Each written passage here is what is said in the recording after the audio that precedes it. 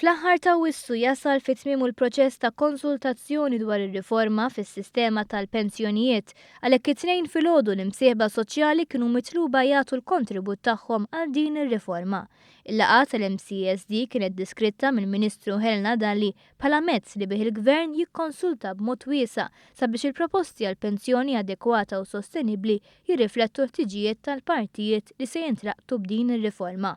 Il-Ministru Michael Farrugia saħaq li għal-kontrarju ta' dak li kien irrapportat fil-jiem li għaddew, il-proposti mhux se jidħlu fis-seħħ 12 sena oħra.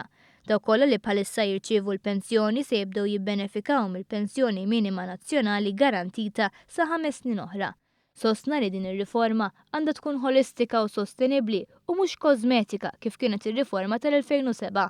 Fil-fatt wieħed mill-5 prinċipji bażiċi tar-riforma hi li l-istrateġija tevolvi, tilqa' u twieġeb għal l-iżviluppi u tibdiliet fuq tul ta' żmien. Il-Ministru għall-Finanzi Edward Cicluna saħaq fuq l-ħtieġa li r-riforma issib bilanċ bejn id-dħul tal-ħadiem u dak tal-pensjonant sabiex jintlaħaq bilanċ ekwu u ekonomiku.